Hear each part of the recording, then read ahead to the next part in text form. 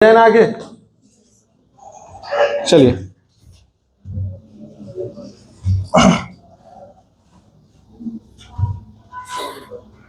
आज कल जहां पे छोड़े हैं वहां से आगे कंटिन्यू कर रहे हैं, है ना।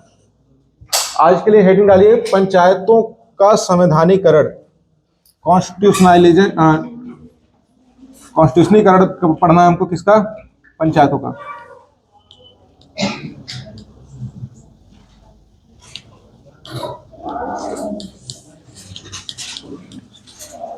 पंचायतों का संवैधानिकरण,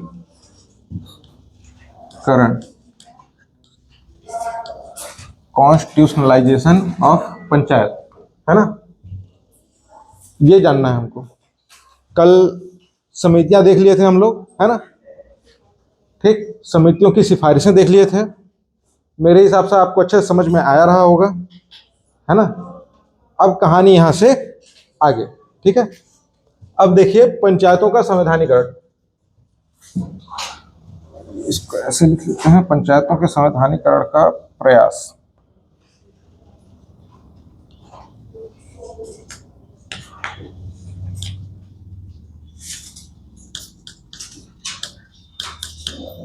ठीक, क्या क्या प्रयास किया गया, तो देखिए लिखना कुछ भी नहीं है, बोर्ड पे देखिए ध्यान से।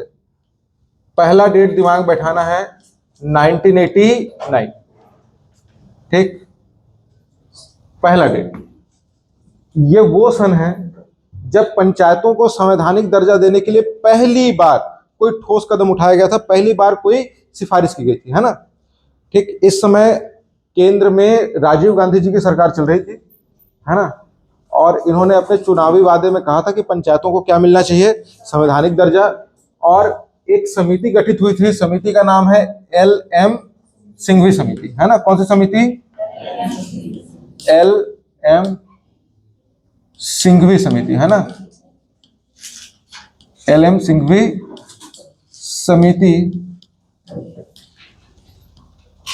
के सिफारिशों, LM सिंघवी समिति के सिफारिशों के आधार पर ठीक, पंचायतों को संवैधानिक दर्जा देने का प्रथम प्रयास, है ना, किया गया। कब किया गया? 1989 में, है ना। और इस समय देश के प्रधानमंत्री कौन थे? राजीव गांधी, है ना। और इसके लिए संविधान में संशोधन कराना पड़ेगा, तो 64वां संविधान संशोधन विधेयक 1989 ठीक पेश किया जाएगा, पेश किया जाता है। कहाँ पेश किया जाता है? तो दो जगह पे। कहाँ कहाँ? एक लोकसभा में और दूसरा राज्यसभा में। बिल का नंबर याद रखना है, 64th कॉन्स्टिट्यूशनल अमेंडमेंट बिल 1989। ठीक, इस बिल को पेश करेंगे। बिल अच्छा था, बिल में राजीव गांधी जी की सरकार थी, तो लोकसभा से ये पारित हो गया था, है ना। लोकसभा से क्या हो गया? ये पारित। ठीक, लेकिन राज्यसभा में जब ये बिल पहुंचा तो ऐसा माना गया कि इस बिल से जो पंचायतों को संवैधानिक दर्जा मिलेगा और पंचायतों को जो शक्ति दी जा रही है, इससे राज्यों की शक्ति यानी राज्य सरकार की जो शक्ति है वो कम हो जाएगी, है ना। और इसीलिए राज्यसभा में ये बिल जो है लैप्स हो जाता है, व्यपगत हो जाता है ना। और ये प्रयास जो रहा ये क्या हो गया? असफल, है ना। प्रयास क्या हो गया? असफल। तो 1989 में ये प्रयास क्या हो गया? असफल। क्लियर? अब ये प्रयास असफल हुआ, चुनाव भी होने थे, तो 1989 में फिर से जब चुनाव होना था तो दोबारा चुनाव के बाद राष्ट्रीय मोर्चा संघ की सरकार बनती है ना? कब? 1989 में ही। तो 1989 में जब राष्ट्रीय मोर्चा संघ की सरकार बनेगी और इस समय अब प्रधानमंत्री चेंज हो जाएंगे, है ना? अब पीएम कौन है देश के? तो वीपी सिंह। कौन है? वीपी सिंह, है ना? ये है। क्लियर? याद रहेगा। ठीक, वीपी सिंह अभी प्रधानमंत्री हैं और इस मोर्चा ने, है ना, या इस संघ ने 65वां संविधान संशोधन विधेयक 1989 पेश किया। कहां पेश किया? तो लोकसभा और राज्यसभा में, है ना? ठीक, पेश किया गया। पेश कब हुआ है? तो इसको पेश किया गया कब? तो सितंबर 1990 में, है ना? ठीक, कब पेश किया गया है? सितंबर 1990। बिल पहले बन गया है, ठीक, पेश बाद में हुआ है। पेश करने से पहले चूंकि संविधान में संशोधन होना था और कुछ मामले ऐसे हैं जिसमें केंद्र और राज्य की शक्तियों पर असर पड़ता है ना? आप लोग संविधान में पढ़ेंगे आगे। तो जब केंद्र और राज्य की शक्तियों पर असर पड़ता है तो राज्यों की भी अनुमति लगती है उस विधेयक पे, है ना? और राज्यों की अनुमति के लिए जून में बैठक बुलाई गई थी, राज्यों द्वारा सहमति मिल गई, है ना? और अब जो है बिल को पेश कर दिया गया ताकि राज्य सहमत हो जाए। राज्य सहमत हैं तो बिल पेश हुआ और अब उसको जो है पारित कराना है। तो सितंबर 1990 में बिल पेश हुआ। कहां पे? लोकसभा में। और लोकसभा में पेश होने के बाद, ठीक, इनकी सरकार गिर गई। ठीक, लोकसभा में पेश हुआ और ठीक, पेश होने के बाद क्या हो गया? परिणाम क्या आया इसका? तो सरकार ही गिर गई, है ना? तो जिन्होंने पेश किया था उनकी जब सरकार गिर जाए, ठीक, तो वो बिल भी लैप्स हो जाता है ना? क्योंकि जो लेकर के आया है प्रपोजल वही लोग नहीं रहे तो बिल भी नहीं रहा, है ना? तो बिल क्या हो गया? लैप्स हो गया, सरकार गिर गई। और ये जो दोबारा कोशिश की गई थी कि पंचायतों को संवैधानिक दर्जा मिले, ये वाला प्रयास भी क्या हो गया? असफल हुआ। समझ में आया? तो इसको याद रखिए आप लोग कि 1989 में वीपी सिंह की सरकार बनती है, 1990 में ये लोग बिल पेश करते हैं सितंबर में, और बिल फिर से क्या हो गया? लैप्स हो गया। क्यों हो गया? क्योंकि इनकी सरकार गिर गई। पिछले बार लैप्स हुआ था क्यों? क्योंकि राज्यसभा मना कर दिया था, है ना? राज्यसभा में अवगत हो गया। ये वाले में क्या हुआ? ये वाले में सरकार ही गिर गई और सरकार के गिर जाने की वजह से बिल क्या हो गया? लैप्स, है ना? अब देखिए अगला, तो फिर अब छोड़ देंगे क्या कि फिर से प्रयास करेंगे? हाँ, तो फिर से प्रयास करेंगे। और अब प्रयास होगा कब? 1992 में, है ना? तो इस डेट को याद रखिए। कौन सा? 1992। और इस समय पे देश के प्रधानमंत्री अब फिर चेंज हो चुके हैं, है ना? इस समय कौन है? तो इस समय है पीवी नरसिम्हा राव। कौन है? पीवी नरसिम्हा राव, है ना? इसी समय देश के वित्त मंत्री होते हैं मनमोहन सिंह, है ना? तो पीवी नरसिम्हा राव, इनका नाम आप दिमाग में बैठाइए। ये वो व्यक्ति हैं जो अब दोबारा से पंचायतों को संवैधानिक दर्जा दिलाने का प्रयास करेंगे, है ना?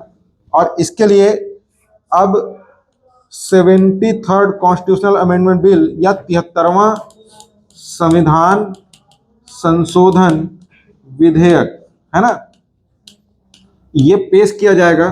ठीक, ये पेश किया जाएगा कहां पे? लोकसभा में, राज्यसभा में, है ना? कहां पेश किया जाएगा? लोकसभा, राज्यसभा में। ठीक, लोकसभा में कब पेश किया गया? तो ये पेश किया गया है 22 दिसंबर 1992 को, है ना? 22 दिसंबर 1992 को लोकसभा में पेश किया गया और ये विधेयक क्या हुआ? यहां से पास हो गया, पारित हो गया। ठीक, तो जब यहां से पारित हो गया, अब राज्यसभा की स्थिति क्या है? तो 23 दिसंबर 1992 यहां से भी ये विधेयक पारित हो जाता है ना? दोनों जगह से विधेयक क्या हो गया? पास। अब ये जाएगा किसके पास? तो कानून बनेगा राष्ट्रपति के पास। ठीक, किसके पास जाएगा? राष्ट्रपति। और इस समय भारत के राष्ट्रपति थे डॉक्टर कौन? शंकर दयाल शर्मा, है ना। इस समय राष्ट्रपति कौन थे? शंकर दयाल शर्मा, ठीक। और इन्होंने इसको 20 अप्रैल 1993 को अनुमति दे दी, हस्ताक्षर कर दिया, है ना। तो अब लोकसभा से भी पास हो गया, राज्यसभा से भी पास हो गया, राष्ट्रपति के भी हस्ताक्षर मिल गए। तो अब फाइनली जो बिल पेश हुआ था, बिल किस कन्वर्ट हो जाएगा? अधिनियम में। तो अब ये जो बिल था ये कन्वर्ट हो गया किसमें? 73वां संविधान संशोधन अधिनियम, है ना, 1993 बन गया ये। क्लियर? 73वां संविधान संशोधन अधिनियम 1993, क्लियर। या इसी को, इस अधिनियम को आप दूसरे नाम से जानते हैं, किससे?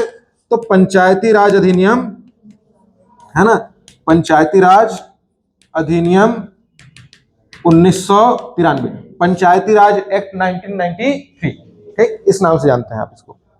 क्लियर? और ये जो बिल पास हुआ, है ना, तीनों जगह से, लोकसभा, राज्यसभा से, राष्ट्रपति की अनुमति भी मिल गई। तो अब इसको लागू भी करना है। तो अब इसको लागू किया गया। और लागू कब करेंगे? इसको इन्फोर्स कब करेंगे? तो इसको लागू करेंगे कब? तो 20 तारीख को राष्ट्रपति की अनुमति मिली, 24 तारीख को, 24 अप्रैल को, है ना, 24 अप्रैल 1993 को इसको पूरे देश में लागू कर दिया गया, कुछ स्थानों को छोड़कर, है ना। तो लागू कहाँ हुआ ये, इसको देखिए, और कहाँ नहीं हुआ। तो कहाँ नहीं हुआ इसको जान लीजिए। लागू तो पूरे देश में हुआ, नहीं कहाँ हुआ? तो एक याद रखिए, एक यूनियन टेरिटरी यानी कि केंद्र शासित प्रदेश, केंद्र शासित प्रदेश कौन सा? दिल्ली। दिल्ली में लागू नहीं हुआ, है ना। पूरा अर्बन पॉपुलेशन है, जरूरत ही नहीं। दूसरा और कहाँ लागू नहीं हुआ? तो कुछ स्टेट्स थे जहां लागू नहीं हुआ। कौन कौन से? तो इसमें से एक याद रखिए आप, नागालैंड, कहाँ लागू नहीं हुआ है? दूसरा याद रखिए मणिपुर, और तीसरा याद रखिए मिजोरम। इन राज्यों में ये लागू नहीं हुआ। क्लियर? नागालैंड, मणिपुर, मिजोरम, इन राज्यों में लागू नहीं है ना। बाकी इनको छोड़ दें तो शेष सभी राज्यों में ये लागू है, और सभी केंद्र शासित प्रदेशों में भी लागू है। बात समझ में आया? कौन सा अधिनियम? पंचायती राज अधिनियम 1993। ऐसा क्यों कर रहे हैं? क्या लाभ होगा? हाँ, ऐसा संवैधानिक दर्जा देने से क्या लाभ होगा?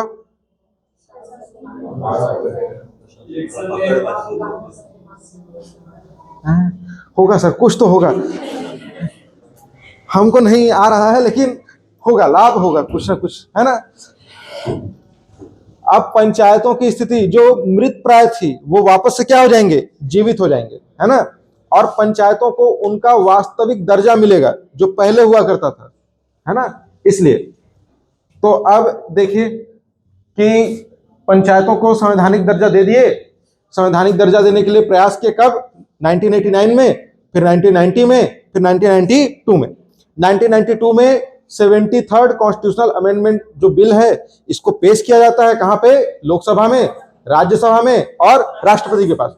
तो लोकसभा से पास होता है कब? 22 दिसंबर को, 22 दिसंबर 1992, और राज्यसभा से 23 दिसंबर को, है ना, 23 दिसंबर 1992। और फिर राष्ट्रपति के पास जाएगा कब? 20 अप्रैल को, 20 अप्रैल 1993 को। और फिर आपका इसको लागू कब से करेंगे? 24 अप्रैल 1993 से, है ना, पूरे भारत में लागू। इसीलिए हम लोग 24 अप्रैल को पंचायती राज दिवस मनाते हैं, ठीक ना। पूरे भारत में पंचायती राज दिवस कब मनाया जाता है? पूछेगा कब मनाया जाता है? 24 अप्रैल को। डेट याद रहेगा क्या? क्या डेट है? 24 अप्रैल, ठीक ना। अब देखिए यहां से आगे, तो पंचायतों को संवैधानिक दर्जा दे दिए, 73वां संविधान संशोधन पास हो गया है। तो इसके कुछ प्रावधान भी होंगे, कुछ प्रोविजंस होंगे जिनको अब लागू किया जाएगा। तो देखिए कौन सा? 73वां संविधान संशोधन अधिनियम 1992 के प्रावधान, है ना। क्या प्रावधान थे? है ना। प्रावधान में दो तरीके के प्रावधान हैं। कितने तरीके के? दो तरीके के। एक जिसको बोलेंगे बाध्यकारी प्रावधान, है ना, मैंडेटरी होंगे ये। कैसे प्रावधान? बाध्यकारी प्रावधान, ठीक, मैंडेटरी प्रोविजंस होंगे। और दूसरा क्या होगा? दूसरा होगा स्वैच्छिक, है ना, या इसी को बोलेंगे ऐच्छिक, स्वैच्छिक प्रावधान, है ना, ऑप्शनल प्रोविजन है। मन करे तो करिए, नहीं मन करे तो छोड़ दीजिए। क्लियर? तो हमको दोनों को जानना पड़ेगा। एक जो है बाध्यकारी प्रावधान, इसको भी जानना पड़ेगा आपको, और दूसरा स्वैच्छिक प्रावधान जो है, इनको भी जानना पड़ेगा। ठीक है? समझ में आ रहा है कि नहीं आ रहा है? आगे बढ़ें, चलिए। तो देखिए, पहला प्रावधान कौन सा है? बाध्यकारी। बाध्यकारी में पहला कि इसमें करवाना है क्या? इलेक्शन, है ना, चुनाव होना चाहिए, ठीक। और चुनाव के लिए तीन बातें ध्यान में रखना है। एक, जो चुनाव में पार्टिसिपेट करने वाले कैंडिडेट रहेंगे, उनकी आयु कितनी होनी चाहिए? कम से कम 21 वर्ष पूर्ण, है ना। आप लोगों को बता ही रहा था, पंचायत चुनाव लड़ सकता हूं मैं, है ना। तो इसको ध्यान में रखें आप। आयु कितना? 21 वर्ष, है ना, कम से कम होनी चाहिए। दूसरा, चुनाव कराने के लिए एक संस्था होनी चाहिए। संस्था कौन सी? तो राज्य निर्वाचन आयोग, ये होगा स्टेट इलेक्शन कमीशन, है ना, राज्य निर्वाचन आयोग होगा। क्लियर बात? तो एक तो आयु, दूसरा निर्वाचन, है ना, निर्वाचन कराने वाली संस्था। आदमी एलिजिबल हो जाए तो संस्था चाहिए, और संस्था भी आ जाए तो एक ही बार चुनाव करके छोड़ना नहीं है, हर 5 साल में कराना है ना। तो प्रत्येक 5 वर्ष में चुनाव, है ना, प्रत्येक 5 वर्ष में चुनाव होगा, ऐसा। क्लियर बात? समझ में आया क्या? ठीक। तो इलेक्शन से संबंधित 3 प्रावधान को हमको दिमाग में रखना है। एक, 21 वर्ष की आयु कंप्लीट होनी चाहिए जो पार्टिसिपेट करेगा। दूसरा, चुनाव कराने वाली संस्था होनी चाहिए। संस्था का नाम क्या है? राज्य निर्वाचन आयोग, जो पंचायती राज संस्थाओं का क्या कराएगा? चुनाव। और तीसरा, प्रत्येक 5 वर्ष में चुनाव होना चाहिए। एक बात और याद रखिएगा, क्या हो कि अगर पंचायती राज व्यवस्था में जो व्यक्ति चुन के आया है, 5 वर्ष से पूर्व ही उसका पद रिक्त हो जाए। अब पद कैसे रिक्त हो सकता है? तो या तो वो त्याग पत्र दे, उसका मन ही ना करे काम करने का, जबरदस्ती काम थोड़ी करवा लेंगे, है ना।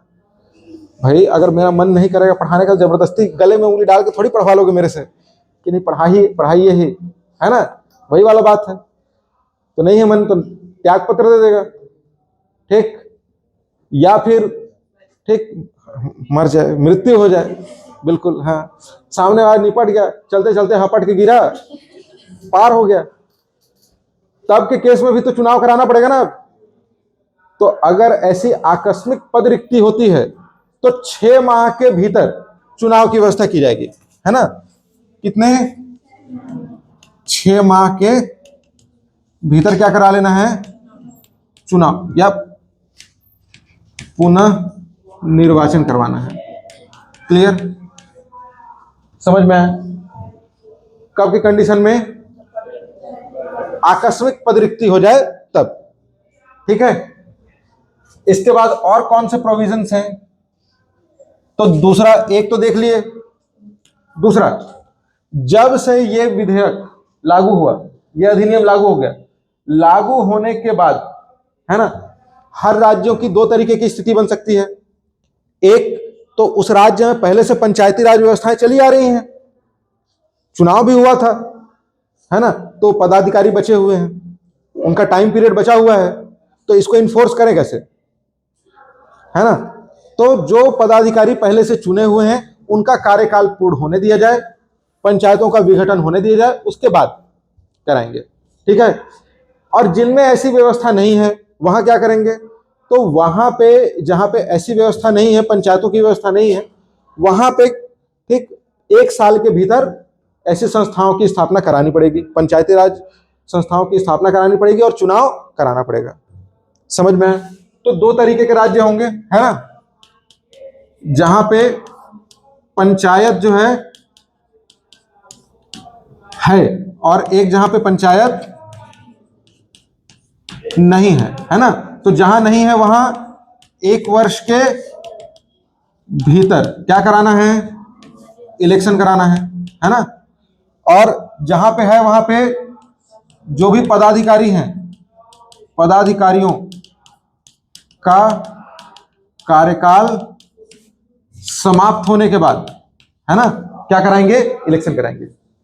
बात समझ में आया? ठीक। और क्या प्रावधान है देखिए, तीसरा, तो तीसरा पैसा रहेगा तब तो काम करेंगे। तो तीसरा मुद्दा है किसका, वित्त का, है ना। तीसरा मुद्दा किसका है, वित्त का। वित्त का क्या मामला है, तो पहला तो इनको कर लगाने की शक्ति दी जाए, कुछ मामलों में ये लोग क्या कर सके, टैक्स लगा सके, है ना। ठीक, टैक्सेशन का पावर, ठीक, टैक्सेशन पावर दिया जाए इनको। ठीक। दूसरा, वित्त के लिए कि वित्त का, अब गांव में कितना टैक्स लगता है बताइए, मालगुजारी पटाते हैं लोग बस, है ना। लाइट पे कर लगता है, चारागाह पे कर लगता है ना, ठीक, बाजार पे कर लगता है, लेकिन उसे पंचायत चला पाना पॉसिबल है क्या, कि पंचायत चल जाए या पदाधिकारियों को वेतन मिल जाए, पॉसिबल ही नहीं है। हर गांव में तो बाजार भी नहीं लगता है। तो मेन सोर्स तो वही है कि गाय बैल की खरीदी बिक्री हो रही है बाजार में, तो वहां टैक्स लगा दिए, वो भी नहीं है।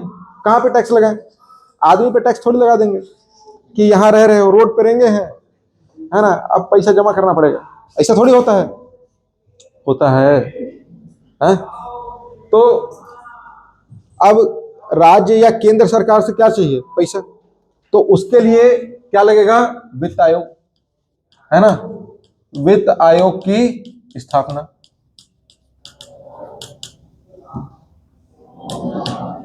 ठीक, इस्टेब्लिशमेंट ऑफ फाइनेंस कमीशन।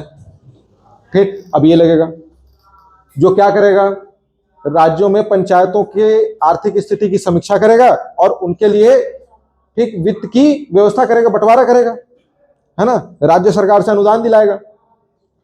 और इनके पास पैसा आएगा पंचायत के पास, तो सरपंच अपने घर पे नहीं रखेगा, उसको रखने के लिए कोई सिस्टम तैयार करना पड़ेगा, है ना।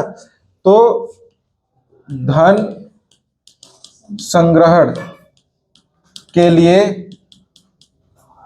व्यवस्था करना है, और व्यवस्था में क्या, तो अकाउंट वगैरह खुलवा के देंगे पंचायत का, हर पंचायत का एक अकाउंट होगा, है ना, नहीं होगा हर्ष, ठीक बोल रहा हूं, होता है, जॉइंट अकाउंट होता है, सरपंच का अकेले मन करेगा तो जाके पैसा नहीं निकाल सकता, है ना, नहीं तो सरपंच कहेगा अकाउंट फिर पर्सनल ही हो गया है, वो एक आदमी का नहीं हो जाएगा। ठीक है, तो जो भी धन आ रहा है उसको रखने के लिए भी क्या चाहिए, एक कोष चाहिए, है ना, एक व्यवस्था चाहिए, ठीक, जहां पे क्या कर सके ये लोग पैसा रख सके। क्लियर। और पहले ट्रेजरी होता था बक्सा, है ना, अब अकाउंट होता है, ऑनलाइन पैसा आता है, हिसाब किताब क्लियर होता है। आगे बताऊंगा पंचायती राज में कैसे घपला करते हैं पैसा का, ठीक है,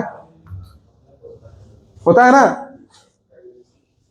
वो इसलिए समझ में आता है क्योंकि गांव पे लोग सरपंच और सचिव को ही देख रहे हैं, तो फट से पता चल रहा है कि घपला हो रहा है ना। बड़े स्तर पे भी होता है लेकिन वो पता नहीं चल पाता आपको, है ना। तो वित्त की व्यवस्था हो गई। फिर अब देखिए, अब है ना, निर्वाचन प्रक्रिया भी कराना है, ठीक, चुनाव के लिए क्या व्यवस्था होती थी वो तो कर दिए। निर्वाचन की प्रक्रिया में किस तरीके का चुनाव, तो पंचायत का स्तर होगा 3, पंचायत के स्तर कितने होंगे, 3, त्रिस्तरीय पंचायत होगा, ठीक, और ये केवल छत्तीसगढ़ के लिए नहीं पढ़ रहे हैं हम लोग ना, पूरे भारत में होगा 3 स्तर।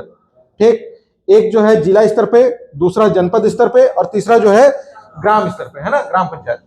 3 स्तर पे पंचायत होंगी, और इस पे चुनाव के लिए जो सदस्य चुन के आएंगे, सदस्य सभी प्रत्यक्ष निर्वाचन से चुन कर आएंगे, प्रत्यक्ष निर्वाचन से।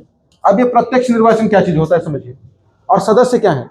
तो जैसे पंचायत के सदस्य कौन है, पंचायत के सदस्य हैं पंच और सरपंच, समझ में। जनपद पंचायत के सदस्य कौन है, तो जनपद पंचायत के अध्यक्ष और जनपद पंचायत के सदस्य, मतलब बीडीसी और जो है जो अध्यक्ष है, प्रेसिडेंट है वो। जिला पंचायत में भी वही सिस्टम है, जिला पंचायत में एक अध्यक्ष होगा और बाकी सदस्य होंगे। गांव में रहे हो, पंच होता है नहीं होता है, तो ऐसे कहा देख रहे हो, देखो कौन सा नया बात बता रहा हूं मैं।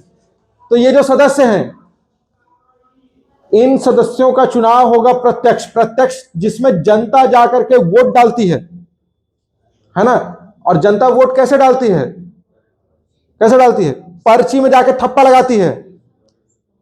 1-8 वोट दिए, नाबालिग तो नहीं हो, 18 साल से कम वाले जो वोट नहीं दिए हो अभी तक हैं। यहां शहर वाले लोग पार्षद, पार्षद के में जाके वोट दिए होंगे आप लोग कि ये हमारे वार्ड का पार्षद होना चाहिए, ऐसा ठप्पा लगाए हैं? कुछ याद नहीं सर, हमारा जो है सिलिकॉन चिप है, सब फुर हो जाता है दिमाग से, इधर से पढ़े उधर से पार, इधर से जिए जीवन गायब। यादें हैं कि वो भी मिट चुकी हैं, मतलब मैं पिछली कक्षाओं की यादों की बात कर रहा हूं, आप कुछ और ना समझे, है ना, है ना। अभिषेक, दोनों अभिषेक स्क्वायर है जी। अरे वो जो अभिषेक है ना सिंह, वो थोड़ा थोड़ा मेरे भाई टाइप मिलता है, दिखता है ना, ठीक, उसका शकल, तो इसीलिए तुरंत फोकस जाता है उसके ऊपर, है ना। तो बता रहा हूं कि त्रिस्तरीय पंचायत होगा, और उसमें प्रत्यक्ष निर्वाचन होगा जिसमें जनता स्वयं जाकर के वोट डालेगी, है ना। और उसमें भी ध्यान में रखना है कि वोट जो है कैंडिडेट को डाला जाएगा, तो जो वोटिंग है वो डायरेक्ट होगी। जैसे आप लोग देखते होंगे कि जो जिला पंचायत का अध्यक्ष है उसको आप नहीं चुनते, या जनपद पंचायत का अध्यक्ष है उसको भी आप नहीं चुन रहे हैं, आप किसको चुन रहे हैं, सदस्यों को। वो सदस्य आपस में मिलकर चुन रहे हैं। गांव में उप सरपंच आप नहीं चुनते, आप चुनते हैं पंच और सरपंच। उप सरपंच के लिए भी ठप्पा लगाया क्या, नहीं लगाया ना। तो जब उप सरपंच के, फिर उप सरपंच कहां से आया, तो पंच आपस में मिलकर के चुन लेते हैं। तो जो आपस में मिलकर चुन रहे हैं वो अप्रत्यक्ष हुआ, इनडायरेक्ट इलेक्शन हुआ, और जिसमें आप जाके वोट दिए वो डायरेक्ट इलेक्शन हुआ। तो सदस्य कैसे चुने जाएंगे, प्रत्यक्ष। जबकि जो मध्य स्तर, मध्य और जो जिला स्तर है, एपेक्स बॉडी है ना, जिला स्तर पर, ठीक, अध्यक्ष और उपाध्यक्ष का निर्वाचन कैसे होगा, अप्रत्यक्ष। और ऐसा लिख दिया गया है, मैंडेटरी प्रावधान है ये, कि अप्रत्यक्ष ही होना है, समझ में। और अप्रत्यक्ष ही होना है, तो इसीलिए ये लोग इनडायरेक्ट चुन के आते हैं। समझ में आया, ठीक है, आगे बढ़े। हाँ, तो यहां पे क्या होगा, अप्रत्यक्ष चुनाव। इसके बाद आरक्षण की भी व्यवस्था होगी, जो मैंडेटरी बात है ना। और किसको आरक्षण चाहिए, एसटी, एससी और महिलाओं को। हम ही पीछे रह गए हैं, हमको आगे बढ़ाइए, है ना। तो ढकेल ढकेल के क्या कर रहे हैं, आगे बढ़ा रहे हैं महिलाओं को भी, ऐसे नहीं देखो भाई, रिजर्वेशन दिया जा रहा है क्योंकि ठीक भागीदारी क्या है, कम है ना। तो महिलाओं को कितना आरक्षण, 1/3 टोटल सीट्स का 1/3 रिजर्वेशन मिलना चाहिए, किसको, महिलाओं को, ऐसा प्रावधान किया गया है। और एसटी एससी को कैसे मिलना चाहिए, तो इनको मिलेगा जनसंख्या के अनुपात में, जनसंख्या के अनुपात में। किसी क्षेत्र में 50% से एबव ट्राइबल पॉपुलेशन है, तो वहां पे जो भी सीट्स हैं वो किनके लिए रिजर्व रहेंगी, ट्राइब्स के लिए, है ना, या फिर जो SC हैं तो शेड्यूल कास्ट के लिए। समझ में आया बात? जैसे आप लोग जिस गांव में रहते होंगे, है ना, अगर सरगुजा में है, सरगुजा के किसी भी जिले में है, तो उस गांव का सरपंच ST ही होगा, कोई तय है, क्योंकि आप लोग अनुसूचित जिले में हैं, अनुसूचित जिले में है और आपका विकास खंड भी अनुसूचित होगा, इसीलिए। समझ में आया? होता है। तो ये आरक्षण हो गया, किसको? महिलाओं को और ST SC को। ST SC को कैसे आरक्षण देंगे? जनसंख्या के अनुपात में। और महिलाओं को कैसे देंगे? 1/3, है ना, महिलाओं को कुल सीट्स का 1/3 ये रिजर्वेशन होगा। तो ये सब क्या होगा, कैसे प्रावधान हुए? मैंडेटरी प्रोविजन, है ना, बाध्यकारी प्रावधान, मानना अनिवार्य है, या इसी को अनिवार्य प्रावधान बोलेंगे। क्लियर? दूसरे क्या हैं? ऐच्छिक प्रावधान है ना। नहीं सका रहा है क्या? सका रहा है ना, सकाना ही चाहिए, सोचना भी नहीं। ठीक, अगला प्रावधान क्या है? स्वैच्छिक प्रावधान, है ना।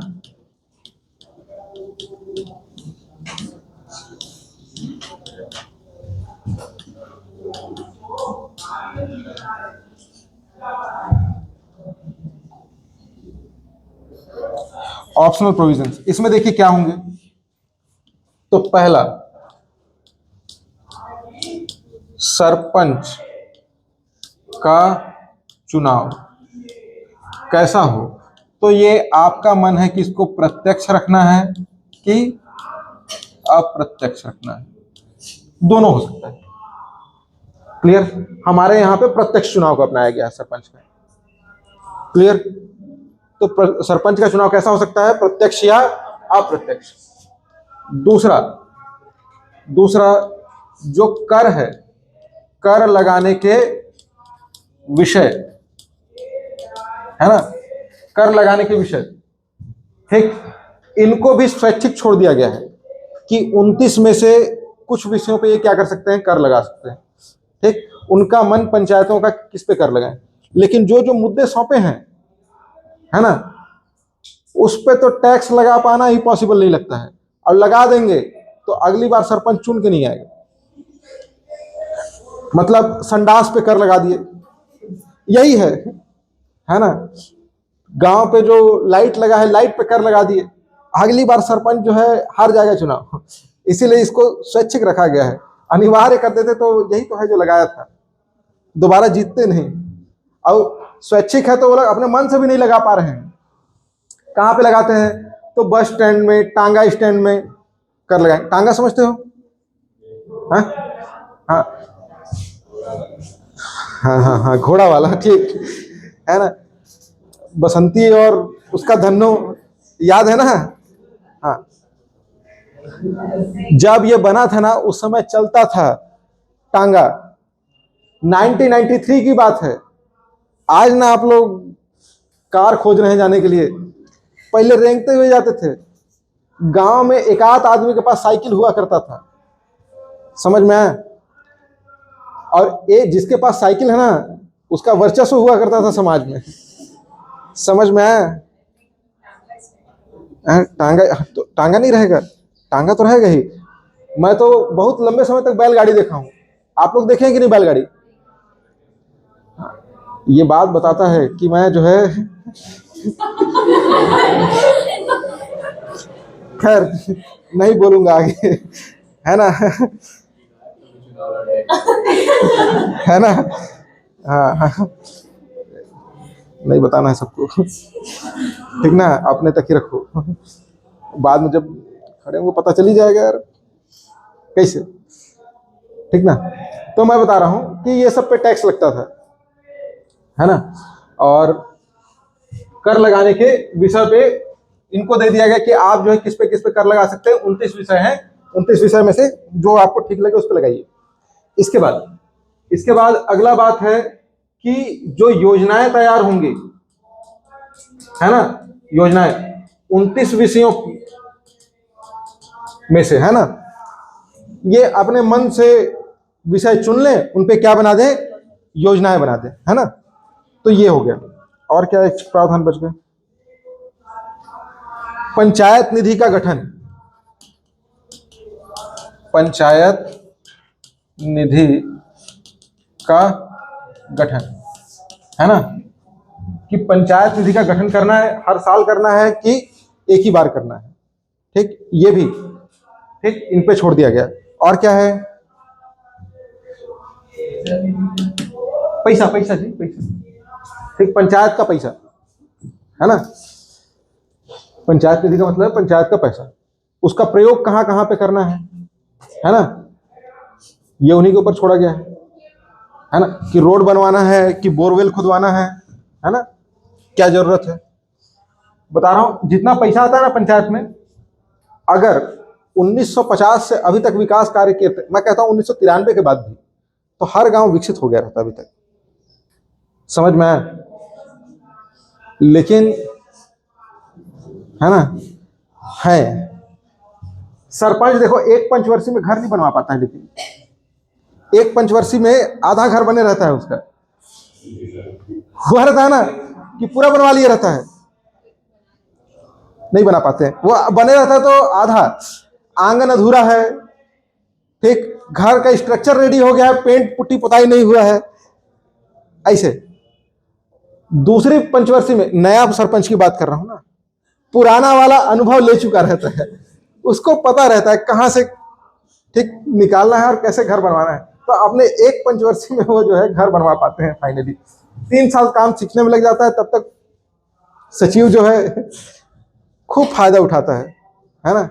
किसी के पापा हैं तो नहीं बताना भाई, नहीं बताऊंगा फिर, है ना। तो पंचायत निधि का गठन होगा, पंचायत के अधिकार व कार्य डिफाइन किए जाएंगे, है ना, कि पंचायतों को थोड़ा अधिकार मिले, कुछ कार्य करें, है ना, इसके लिए उनको शक्ति दिया जाए, ताकि वो ये सब काम जो है कर सकें। समझ में आ रहा है? इसके बाद जो सांसद और विधायक होते हैं, सांसद और विधायक, इनकी भी भागीदारी सुनिश्चित की जाए, कि इनका भी पंचायत में कुछ योगदान हो, कोई पार्टिसिपेशन हो, ताकि सरपंच सचिव थोड़ा काम कर पाए ढंग से। लेकिन मैंडेटरी बात है ना, पता चला यही लोग नाक की तरह बैठ गए, सरपंच सचिव काम ही नहीं कर पा रहे हैं, है ना, तो इसलिए ये किस में डाल दिया गया है, स्वैच्छिक में। समझ में आया बात कि नहीं? इतना ध्यान में आया? कोई बात जो समझ में ना आई हो तो पूछिए। पहला क्या है, सरपंच का चुनाव। अभी सरपंच का चुनाव आप देखते हैं कि डायरेक्ट होता है, देखे हैं? हाँ, मतलब आप स्वयं जाकर के वोट दे रहे हैं, जबकि इससे पहले वाले जो प्रोविजन था कहां गया, इसमें देखिए सदस्य का प्रावधान, ये मैंडेटरी है ना, सदस्य जो है प्रत्यक्ष चुन के आएंगे। मध्य और जिला स्तर पर अध्यक्ष का चुनाव अप्रत्यक्ष होगा। सरपंच की बात नहीं किए हैं कि सरपंच अप्रत्यक्ष चुना जाएगा कि प्रत्यक्ष, तो वो छोड़ दिया गया है किस पे, राज्यों पे, कि राज्य जो है अपने लिए जब कानून को पालन में लाते रहेंगे तो अपने हिसाब से तय कर लेंगे कि उनको क्या करना है, प्रत्यक्ष करना है कि अप्रत्यक्ष करना है ना। जैसे इसमें अप्रत्यक्ष हो रहा है, जितने भी आपके बीडीसी और डीडीसी हैं, ये लोग अपने आप में चुन ले रहे हैं किसी एक को। यहाँ पे पंच लोग अपने आप में से एक को सरपंच नहीं चुन लेंगे, है ना, ठीक। इसको तय किया जाएगा कि क्या रखा जाए, राज्यों के ऊपर तय है ये, है ना। तो राज्य अपना जब अधिनियम लेके आएंगे तो उसमें लिख देंगे कि हमको प्रत्यक्ष करना है कि अप्रत्यक्ष करना है। समझ में आया बात? तो ये हो गए क्या इसके स्वैच्छिक प्रावधान, दोनों तरीके के प्रावधान। समझ में आए कि नहीं? मतलब जो स्वैच्छिक प्रावधान थे ये भी, और जो अनिवार्य प्रावधान थे ये भी, दोनों बातें बैठी दिमाग में। अब हुआ है संशोधन कौन सा, 73वां संविधान संशोधन 1992 से संविधान में जोड़ा गया, ठीक, जोड़ा गया पार्ट क्या है, हिस्सा क्या है, इसको जानना है ना। क्या क्या चीजें जोड़ा गया, तो दो चीजें जोड़ी गई हैं, एक अनुच्छेद जोड़े गए, है ना, आर्टिकल्स ऐड किए गए, दूसरा और क्या जोड़ा गया, अनुसूची जोड़ा गया, है ना। अनुसूची में कौन सा अनुसूची जोड़ा गया, तो अनुसूची 11। कौन सा अनुसूची, अनुसूची 11। अनुसूची 11 किसका प्रावधान करता है, पंचायतों का, है ना। अनुसूची 11 क्या है, पंचायत। तो ये अनुसूची जोड़ दिए, ठीक। और इस अनुसूची में 29 विषय शामिल किए गए जिसपे पंचायत जो है काम करेगा, कानून बनाएगा। क्लियर। ऐसे कितने विषय, 29। अनुच्छेद में कितने अनुच्छेद जोड़े गए, तो 15 अनुच्छेद। किससे कितने अनुच्छेद जोड़े गए, 15 अनुच्छेद, है ना। जोड़े गए कितने, तो 15 अनुच्छेद और 11वें नंबर का अनुसूची। 11 अनुसूची नहीं ना, 11वें नंबर का अनुसूची, ठीक। कौन कौन से अनुच्छेद जोड़े गए, तो आर्टिकल एक था 243, 243 में 243A टू 243O, है ना, A टू O, कितना, 15। तो 15 अनुच्छेद जोड़े गए, याद रहेगा। तो ये अनुच्छेद आपको याद करवाना है मेरे को, है ना, एक एक ठो, ठीक। 15 अनुच्छेद और 29 विषय, ठीक। लेकिन अब आज अगर शुरू करेंगे तो ये हो नहीं पाएगा, तो इसीलिए इसको मैं अब आपको याद कराऊंगा कल, ठीक है। समझ में आ रहा है पंचायत कि नहीं आ रहा है, इधर देवता लोग हाँ नहीं बोलना है जी, आ रहा है।